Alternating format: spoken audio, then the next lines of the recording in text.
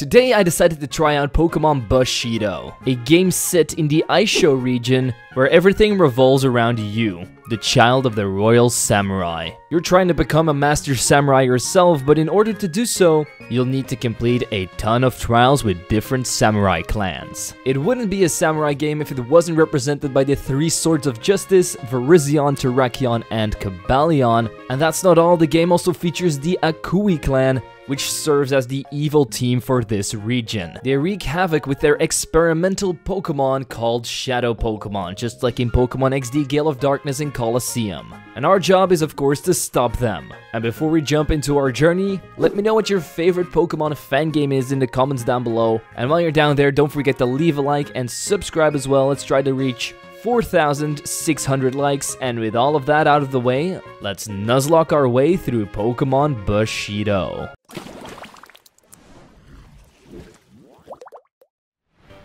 The game starts off with a little bit of lore. Basically, there are three clans among this region: the Grass, Fire, and Water clan. These three clans basically work in harmony together to keep the region safe. But the most important and strongest samurai of them all is Ryo Masayoshi. He has the leadership over all of the clans, and is the so-called Royal Samurai and our father. Shortly after this introduction, we get to pick our name, and I decided to go with the best martial art master of all time, Steven Seagal.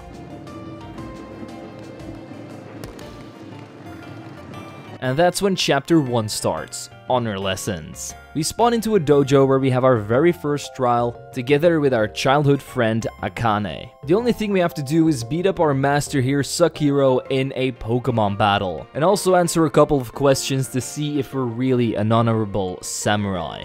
Once that's done, we get a rental team from him, and then we go into battle. While in battle, he still gives me questions, and if I get those right, my stats will get boosted. Since I'm no chump at all, my Pokemon easily wipe the floor with his, and so we graduate from this samurai school. Sakiro then tells me to come to the bay where we have to choose our starter Pokemon. And that's when we get a first look at our hometown, Edzo Village. I also just want to mention that this Fangame looks absolutely astonishing. It's so beautiful, and the scenery really fits with all of the samurai themes. So eventually we make our way over to the bay, where we get the choice between Oshawott, Fennekin, or Trico. And I decided to take Trico because he seems like the most ninja-like Pokemon. This might give us a little bit of trouble since Akane started out with a Darumaka, but we'll just have to build our team around that. We also get a letter from Sakiro, which invites us for a special tournament that we can participate in. So now we can finally start our journey through the Aisho region. But first, I made a very big mistake. I decided to mess with my settings a little bit and put my game on full screen.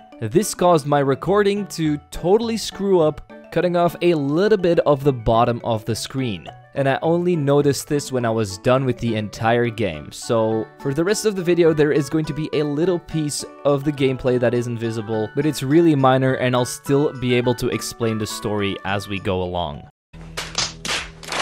So we go back to our hometown and enter our house, where our aunt is waiting for us because we have no idea where our mom is, and my dad seems to be missing too. She gives me the Ryo's Charm, which is basically the EXP share of this game. I do really like that a lot of the items have been changed around. For example, potions have now been turned into gems, which fits the region a lot better. I then get my first encounter out of a well, which was a Slowpoke, very fitting for the Hard Gold and Soul Silver region. So we capture it really quickly and head on over to Route 1 where Akane is waiting for us. She's been standing here eagering for a battle, so we'll give her one.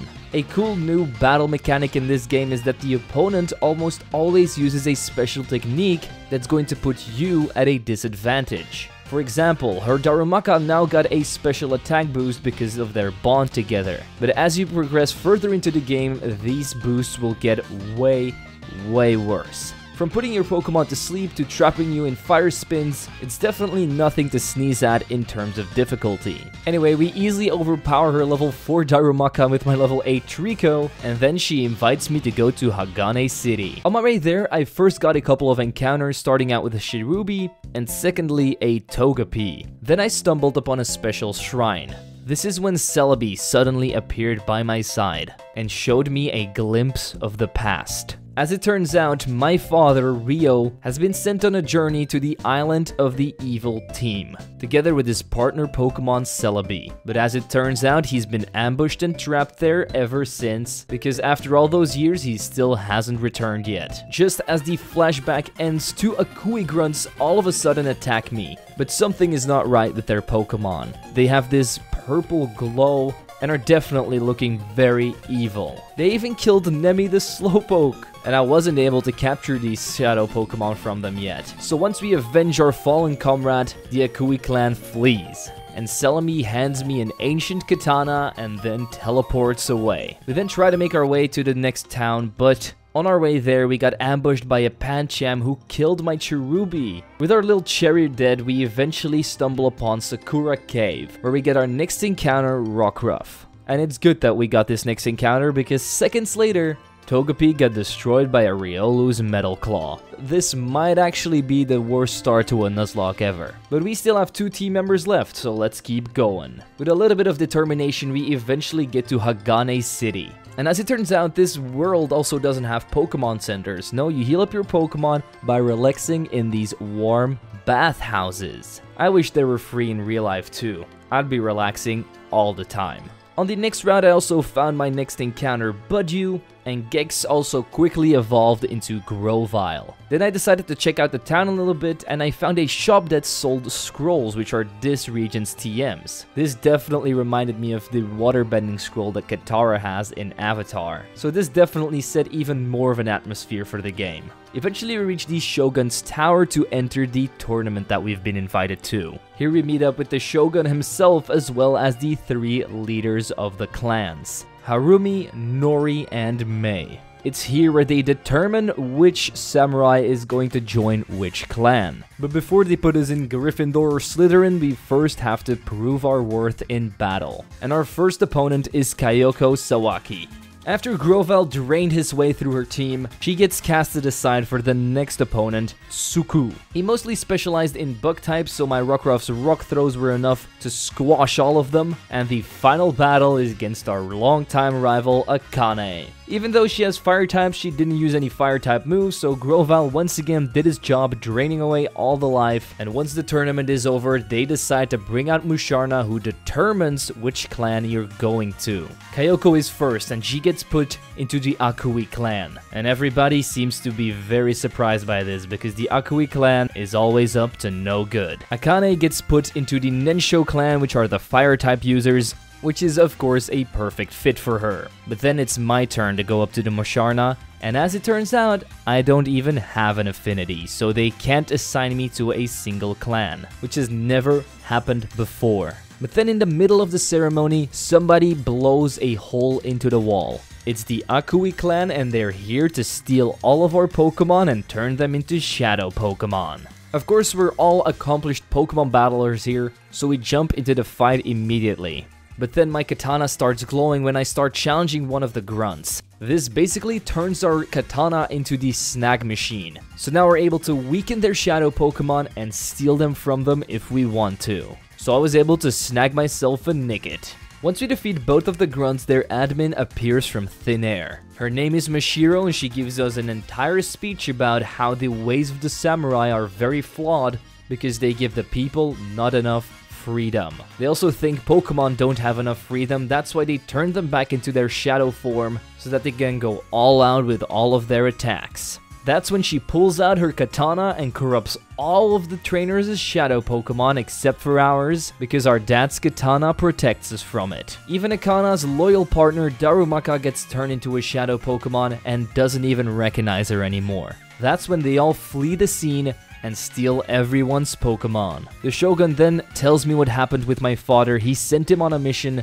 to try and stop the Akui clan on their island, but he hasn't returned since, and he finds it very odd that we somehow have his katana. So we explain to him that we got it from Celebi, and on that moment he realizes that we are the chosen one and we have to go and defeat all 3 clans so that we can fulfill our potential as a samurai. So me, Sensei, and Akane go on a path to try and get everyone's Pokemon back. First, we make our way to Shizen Forest where we find a new encounter in Skidoo. Then, while making our way through the forest even more, we all of a sudden get ambushed by some of the members of the Akui clan. This means that no place is safe for us because they can be hiding anywhere. We do easily fend them off though and make our way through the forest to eventually reach Chushi Village. We immediately go and talk to the dojo keeper because we have to try and take on the clan's leader. But in order to enter the dojo, we have to go on a scavenger hunt to try and find 5 special leaves. And they're called Tsushi leaves, which fall around this village, and we have to collect them to earn the trust of this clan.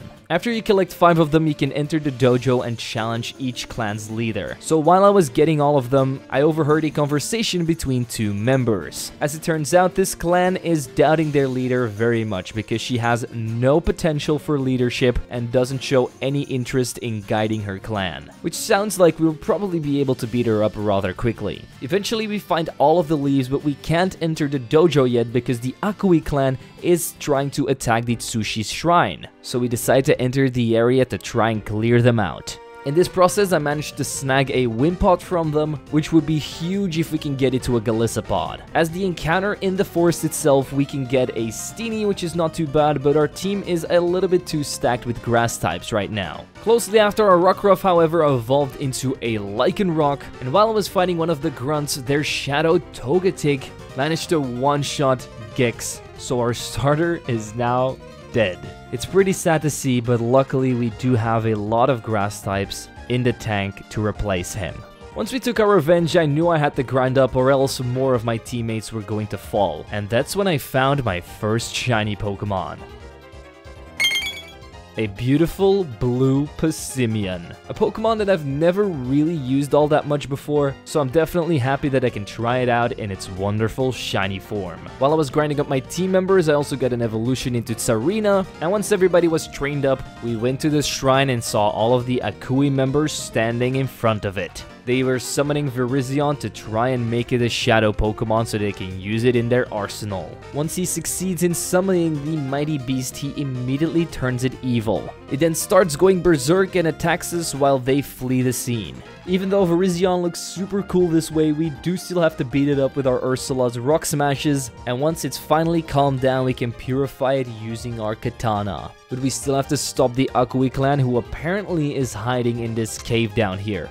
Mashiro is definitely not too happy with me stopping their plans and attacks me in a fit of rage. And she's definitely not playing by the rules because she poisons my first Pokemon and lays toxic spikes out for my entire team to try and cripple them all. Added to that, she also raises the special attack of her first Pokemon, Kirlia. Luckily, Tsarina's Rapid Spin is able to get rid of the toxic spikes, making the rest of the battle a lot easier as Lycanroc can come in and take down all of her Pokemon until she sends out her Shadow Ninetales. And as it turns out, we won't be able to capture this Shadow Ninetales because she'll just block our Pokeballs if we try to throw one because her technique is unrivaled. With Lycanroc's Rock Tomb and Passimian's Revenge, we easily take out the Ninetales and stop the clan right there and then. Mashiro then says that it's not over yet and tries to kill me with his katana, but then the clan leader finally jumps in and is like, I'm not going to be useless anymore. I'm going to throw out my victory bell and wrap up all of these criminals. And this finally gives her strength to try and lead her clan in a different way. They arrest the Akui clan right there and then she tells me to come and challenge her at her dojo. She then explains what it's like to be in this clan and seeing the beauty of the nature and everything around it.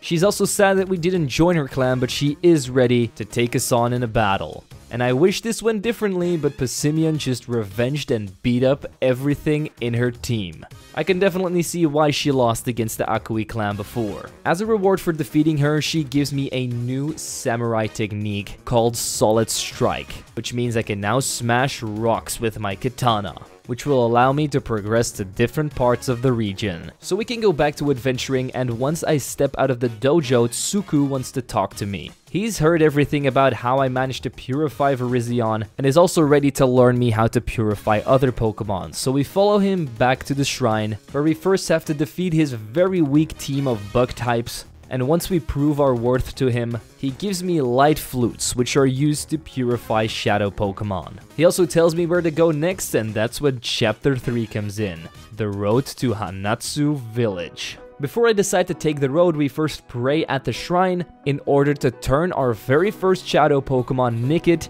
back to normal. And it also gains all of the experience that it's gained over all the battles, so all of a sudden it's level 40 and it turns into a Thievul. Then we finally take the long journey to the next village. We encountered many Pokemon along the way, and one of them was once again a shiny.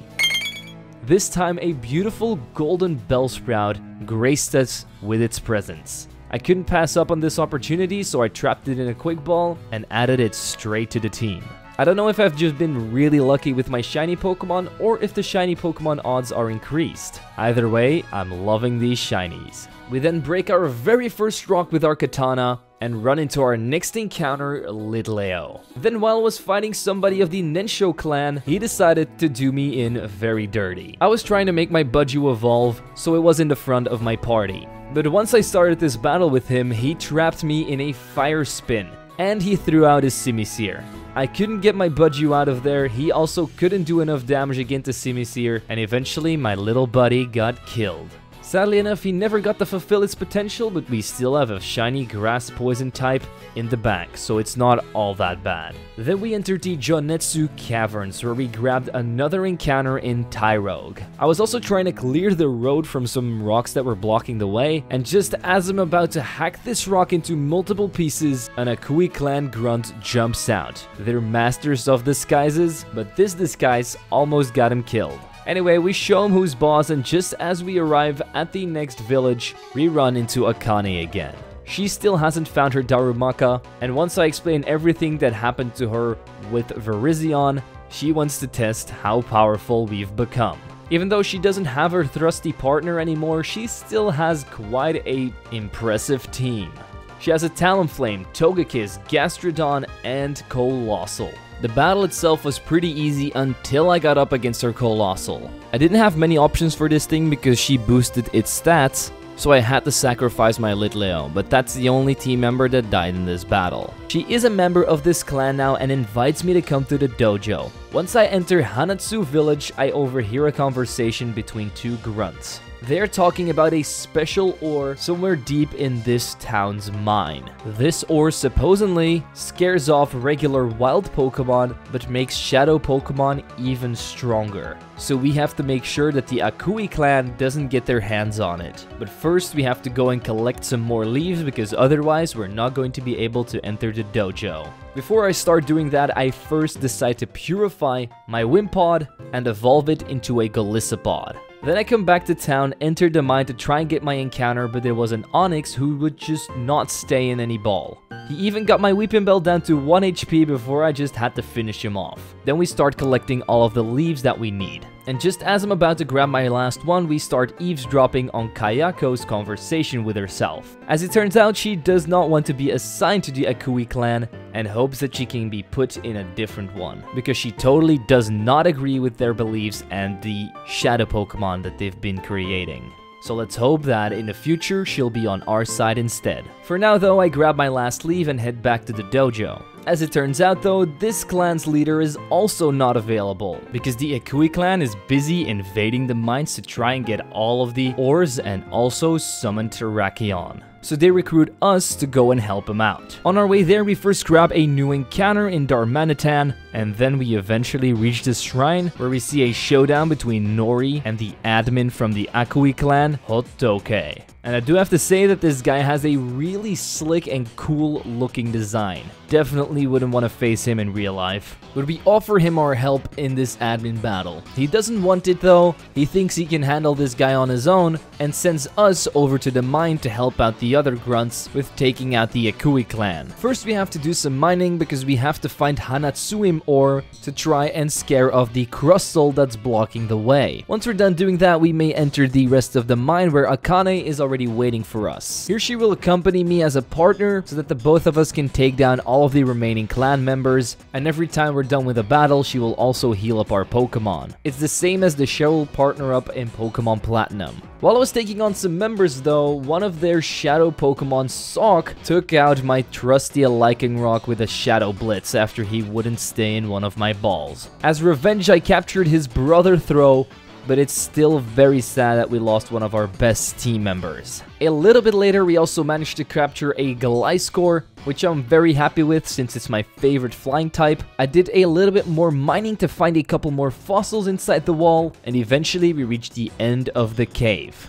where we beat up one last couple of grunts together with Akane in order to scare them out of the cave. We go back to Nori to tell him the good news, but he's still busy taking on the admin. But the admin doesn't play by the rules. He summons some of his goons to hold Nori down. And then he summons Terrakion and turns him into a shadow Pokemon too. He also doesn't keep him here, no, he sends him to go and terrorize the village. Nori is really scared for the villagers' safety, so he asks me to go and save them while he takes on the grunts and admin. So that's what we do. We head back to town and see that Terrakion is attacking some of the villagers. But we managed to jump right in front of them and challenge Terrakion one-on-one. My Gliscopod's liquidation is enough to take care of it, and with our katana we managed to turn Terrakion back to its normal form. But it definitely isn't over yet. Hotoke all of a sudden teleports behind me and is about to strike, but just when he does, Nori comes running and is like, "You coward, how dare you run away from me?" And Akane then tells Nori that he needs to accept our help more in order to take down this admin because he's clearly not strong enough to do it on his own.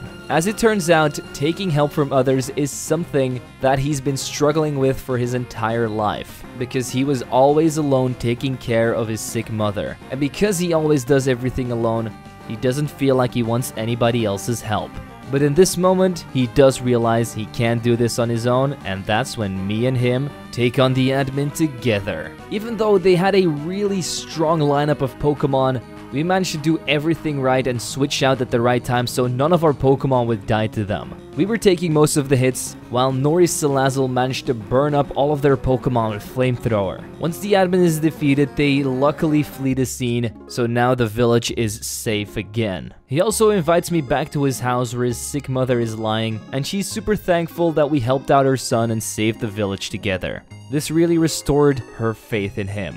As a reward, we also get a lucky egg which will help us grind more easily, but now Nori can finally go back to his dojo where we can challenge him. He has a team full of fire types, which is definitely not easy to beat, as he starts off by burning my Pokemon, setting up a sunny day, and boosting his own Centiskorch stats. Because I didn't want my Gliscopod to be burned, I decided to switch him in on the second turn, so I could liquidation this Centiskorch to take it out just like the next two Pokemon, Pupitar and Salazzle. Then he brought in his Hakamo-O, so I swapped into Ursula to set up a couple of bulk ups while he went for Dragon Dances. 2 revenges later and the Hakamo-O finally falls. His next Pokemon is a Blissey, and we all know how bad this thing's defense is, so with just a single Rock Smash this thing goes down. 1 Pokemon left, Volcarona, his ace. He then drops my defense, special defense and speed by 2 stages, as well as burns me, and I don't really have anything to swap in here, so I bring out Serena. I managed to confuse the Volcarona, I hit it with a couple of stomps, but it heals itself up with Roost. I somehow have to get Gliscopod in here so I can kill Volcarona, but there is almost no way to do this. So after I confused it, I swapped out into Weepinbell, hoping that it would hit itself in its confusion so that I could sleep powder it and safely bring in Gliscopod. That didn't happen because its Flamethrower hit and my shiny Weepinbell got burned down. Then I brought in my Gliscopod, but I couldn't outspeed, and it once again didn't hit itself in its confusion, so it was able to Flamethrower again, activating my emergency exit and burning me in the process as well. So I brought in Serena again to confuse it and hit it with a couple more stomps, but the burn damage racked up and Serena also went down. I didn't want to lose Gliscopod, so I brought in Ulrich instead, who was able to somehow snarl 2 times in a row to take down this Volcarona without any more comrades falling. As a reward for defeating me, he gives me the water walking style. Yeah, I can walk on water just like Suicune. How cool is that? And the next destination they send me to is Chikyu village to try and take on the last clan. and complete my training. But first, I decided to evolve my Weeping Bell into a Victory Bell despite him being dead. I still wanted to see him in his final shiny form. I then went water walking and eventually found myself a Sharpedo. Somewhere deep in a cave, a lonely Incineroar was just sitting there. And as I already had my encounter in this cave, I just had to destroy him. Then, as I was trying to catch a Sea King, it wouldn't stay in my Quick Ball and I had my Darmanitan out, which got destroyed by a single waterfall. Another unnecessary death. As revenge, I did finally capture the Sea King right after. Hopefully this will teach me a lesson about not bringing Fire-type Pokemon in the water. Eventually we reached Chikyu Village. Here there are a lot of useful features, like a shop that sells you all of the mints if you want to change your Pokemon's nature, as well as the Fossil Reviver where I got my Lileep from. Then I went back to one of the shrines to purify my Gliscor, and I followed the path to Fubuki Bay. In Fubuki Bay there was a lot of snow, hence why there was a lot of Ice-type Pokemon, and I managed to capture myself a Glalie here. As I was following the water and the beach, I eventually stumbled upon Izumi Village, where Kyoko has been waiting for us. As it turns out, the Akui clan is up to no good once again, and she is not going to help them with their evil plans anymore. So instead, she turns into a spy for us, telling us what they've been up to, and she's also going to try and help us fight them off. Well, the third admin is currently trying to summon Cobalion to do the same as the last two. She tells me to come to the Izumi Shrine so that we can hopefully stay one step in front of them. Before we get there though, I do have a couple more captures to do, starting out with a Galarian Slowpoke number 2, who this time doesn't die immediately, but instead evolves into Galarian Slowking. I also grabbed a Shelgon and a Malamar before we arrived at the shrine. And here is where we find Kuro, saying all of the prayers in order to summon Cobalion, so we are too late.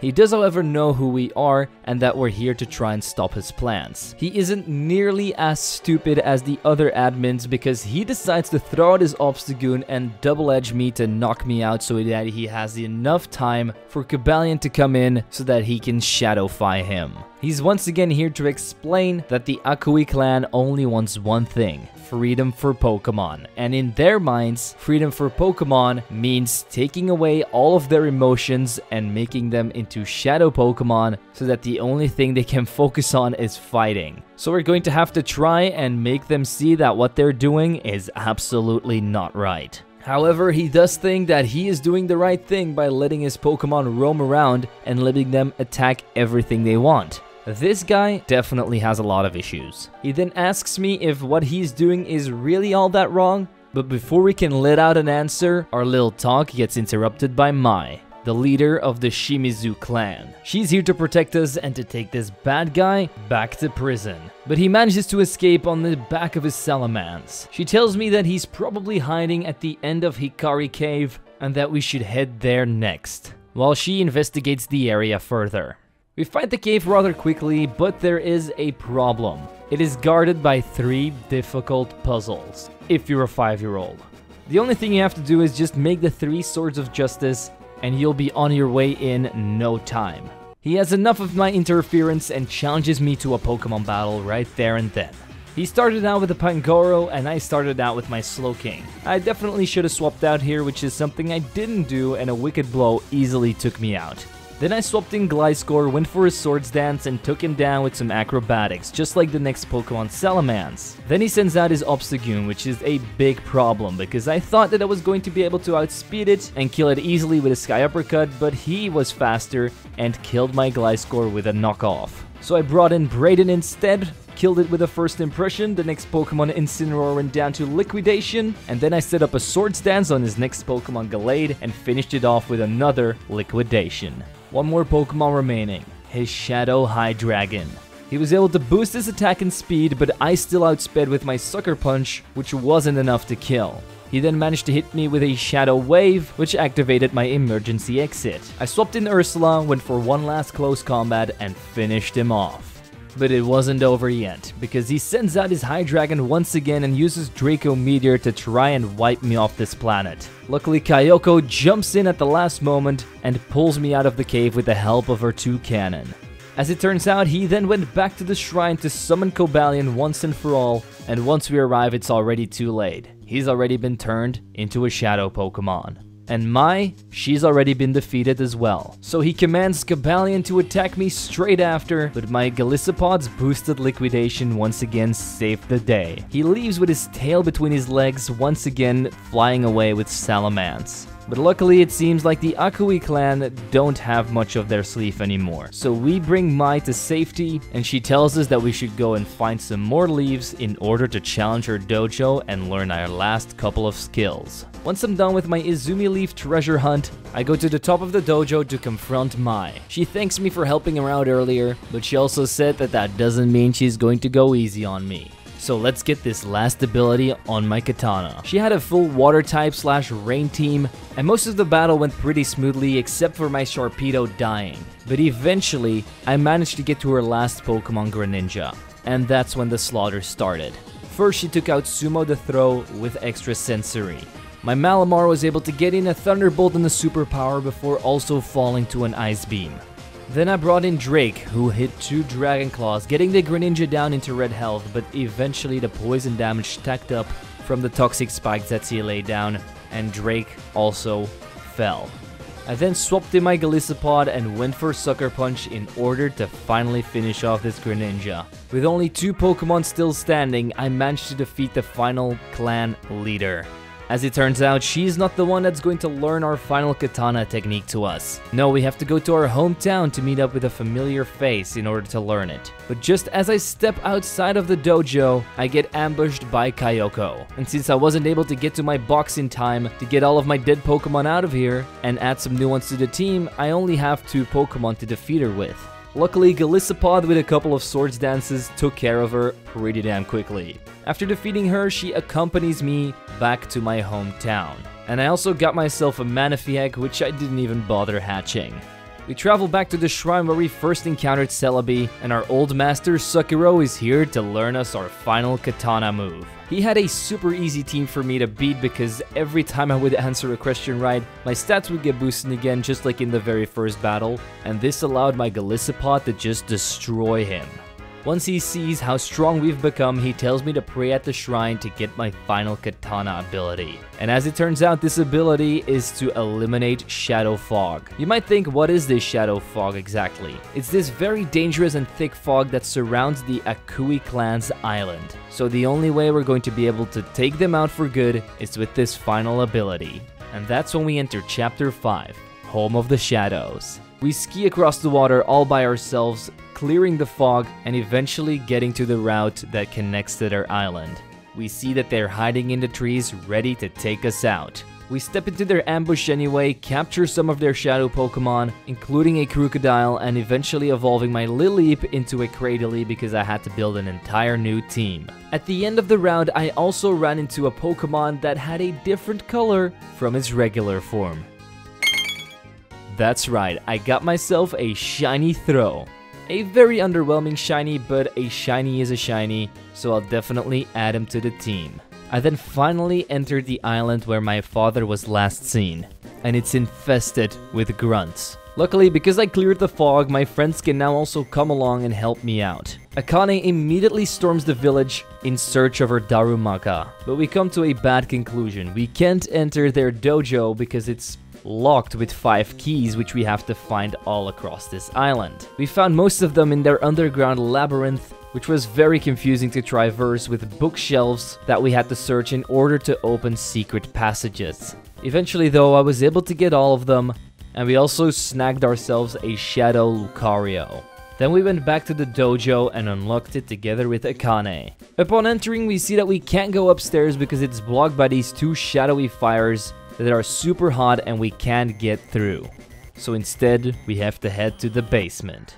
Once we get down there, we see a ton of shadow Pokemon trapped behind bars, but that's not all. We also see this very weird looking shadow Pokemon, but as it turns out, he is not a shadow Pokemon at all. Nope, that's our father. He's super happy to see me and is like, "I'm glad you got my katana, look at how you've grown up, you're such a big boy." And we're like, "We're here to save you, but not only you, also my Darumaka." who's in the cell right next to him, and as it turns out, he's not a Darumaka anymore, he turned into a Darmanitan. My father then explained to me that the key to all of the prisons is even lower in this base, so that's where we're heading next. Once we get down there, we get ambushed by more of their grunts, and they steal my katana. And then they're like, oh, come and find me, because otherwise you can't progress to the story anymore. So we beat up a couple of them, eventually finding the real one and steal our katana back from him. With our katana back in our possession, we smash a rock, beat up another guy, and steal his key. We then return back to our father and let him out of his cage. And he's ready to teach me how to really use this katana. There's really only one more technique we need to learn, and that is to extinguish those shadow flames we saw before. So he gives me that ability, but tells us that he's probably not strong enough to take on the Akui clan on his own because he's been stuck in here for so long. They have also taken away his Pokemon and his energy levels are at an all-time low. So he asks us to finish his job. We also free Darmanitan from his cage, and as it turns out, he still recognizes Akane and loves her even more than before. We bring my father to safety at the beach so that Akane and Sukiro can take care of him while I take care of the rest of the Akui clan. So we enter their dojo and go to the first floor where we meet up with the admin that we beat at the start of the game, Mashiro, and she's ready for a rematch. But she was in for the same ass beating as the first time. I just sent out Ursula and bulked up. Then I proceeded to take out every single one of her Pokemon except for her last one, Ninetales, because I wanted to add this one to the team. After throwing a couple of Ultra Balls, the Majestic Fox was finally mine, so now we can move on to the second floor where Hotoke is eager to battle me. This fight wasn't any different. Ursula's bulk ups carried me through it, as most of his Pokemon were physical attackers. I was just healing up with my Drain Punches if they did too much damage, and eventually I got to his last Pokemon, Galicipoth, who I also just destroyed with a punch of the draining variety. Only one more admin to beat, and that's Kuro. He's been wanting revenge ever since we defeated him, and he's ready to try and get it. And if you thought this fight was any easier, you would be right, because I was able to take out 5 Pokemon this time with my shiny Passimian's Drain Punches. But the last Pokemon, Hydreigon, did a little bit too much damage to me, so I had to swap out into Gallicipod and finish it off with one last Leech Life. Kuro now gives me permission to go upstairs and meet up with the boss of the Akui clan. As we approach this person, he or she says, "It took you long enough to get here." She has been waiting for us all this time, because every time she sent out one of their goons on a mission, they would get stopped by me. She introduces herself and tells me that her name is Hattori, and she then explains her backstory to me in the form of a flashback. As it turns out, in the old days, another family used to rule this region called the Nami family, and she was a part of them. But they treated her like garbage. They did not respect her at all and made her do all of the family's dirty work, even when she was a kid. Then one night, my father went to their house and ended their reign of terror, saving her in the process and giving her a new life under his roof. And then she reveals to me that she is my mother, the one person I've never ever seen in my life. She explains to me that she doesn't have any feelings anymore because in order to have true power, one must be closed off of all emotion. And because of all her childhood trauma, she decided to go down this path of shadows. And this is something my father could not accept. So he went after her. And once she had captured my father, I was the thorn in her side. So she tried to capture the Swords of Justice in order to complete her plan, which never happened. So she had to resort to plan B, Shadow Lugia. She calls him by her side and flying off with him to the Shogun Tower to try and stop the hierarchy that's been going on for so many years. My friends and father come up the stairs and are like, what the hell happened here? And after explaining everything to them, my father explains to me that this Shadow Lugia was the last piece for my mother's puzzle to take over the region, and that all that he really wants is to let her see the light and make her good again. So we head for Hagane City, but upon arriving there we see that it's fully taken over by the clan. They're attacking everybody and everything in sight, including me. I managed to defeat a couple of them and snatch a Shadow Togekiss from them, and eventually we reach the tower where everybody that we've met among our journey is battling for their lives.